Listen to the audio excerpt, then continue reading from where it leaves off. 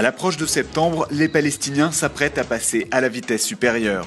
Ce lundi, le négociateur Saeb Erekat a annoncé l'entame d'une importante offensive diplomatique auprès de la communauté internationale. Son objectif déclaré est double, obtenir d'abord une reconnaissance de l'État palestinien dans les frontières de 67 et ensuite faire de ce nouvel État un membre à part entière des Nations Unies. Pour plaider cette cause et obtenir le soutien le plus large possible à l'Assemblée générale de l'ONU, plusieurs responsables palestiniens partiront prochainement aux quatre coins du monde, notamment dans les pays du continent asiatique et en Océanie. Le président Mahmoud Abbas, de son côté, entamera le week-end prochain une nouvelle tournée européenne, une tournée qui l'emmènera en Norvège, en Espagne et en Turquie. Après de longs mois de tractations, le gouvernement allemand accepte enfin de participer au financement d'un 6e sous-marin pour la marine israélienne. C'est ce que rapporte ce lundi l'hebdomadaire allemand Der Spiegel, qui précise que Berlin a décidé de payer un tiers du coût de construction du sous-marin, soit près de 135 millions d'euros. Cette somme serait d'ores et déjà inscrite dans la proposition de budget du ministère allemand des Finances pour 2012. D'après un document de l'ambassade des États-Unis en Israël que s'est procuré Der Spiegel, l'aide allemande sera accordée dans le cadre des réparations versées par l'Allemagne à Israël. Il s'agirait de sommes dues par l'ex-RDA en dédommagement de biens juifs spoliés par les nazis. Reste que cette décision du gouvernement risque de se heurter à l'opposition des partis de gauche qui craignent qu'Israël ne modifie les sous-marins allemands pour les équiper d'armes nucléaires. Confusion autour de l'état de santé d'Hosni Moubarak. Dimanche, l'avocat de l'ancien président égyptien déclarait que son client se trouvait dans un coma profond. Une information immédiatement démentie par l'hôpital de Sharm el-Sheikh. Des sources médicales ont par la suite indiqué que le vieux rail se chassé du pouvoir se trouvait toujours dans un état stable.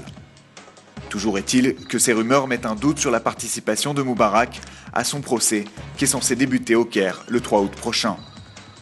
Âgé de 83 ans, Hosni Moubarak souffre de graves problèmes cardiaques et soignerait toujours un cancer de l'estomac. Il doit être jugé pour homicide avec préméditation lors des troubles qui ont secoué l'Égypte en février dernier. Plus de 800 manifestants égyptiens avaient alors été tués par les forces de l'ordre. À Jérusalem, les pompiers israéliens sont finalement parvenus à maîtriser l'immense incendie qui menaçait dimanche le mont Herzl et le mémorial de la Shoah à Yad Vashem. Le sinistre est parti depuis 3 foyers différents, ce qui laisse penser aux enquêteurs de la police qu'il a été déclenché de façon criminelle. Au total, 6 personnes ont été hospitalisées après avoir inhalé de la fumée toxique. Sur le terrain, des dizaines de camions de pompiers et des petits canadaires ont été engagés pour lutter contre les flammes. Israël reste encore traumatisé par le pire incendie de son histoire, incendie qui s'était déclaré en décembre dernier et qui avait fait 44 morts sur le mont Carmel. À l'époque, il n'avait été maîtrisé qu'au bout de 4 jours, grâce à l'intervention d'une trentaine d'avions et d'hélicoptères fournis par la communauté internationale. Le gouvernement argentin se réjouit de l'offre de coopération iranienne dans l'enquête sur l'attentat contre la communauté juive de Buenos Aires. Une attaque qui avait fait 85 morts et plus de 300 blessés en 1994. Samedi, le ministère des Affaires étrangères iranien avait assuré dans un communiqué que l'Iran condamnait toutes les actions terroristes, notamment celles contre la mutuelle juive argentine, et qu'il était solidaire avec les familles des victimes. En réaction, le procureur argentin chargé de l'enquête a instamment demandé à l'Iran de remettre à l'Argentine tous les suspects impliqués dans cette affaire. La justice argentine soupçonne la République islamique d'être directement impliquée dans l'organisation de 2 attentats à Buenos Aires, y compris celui contre l'ambassade d'Israël qui avait fait 29 morts en 1992.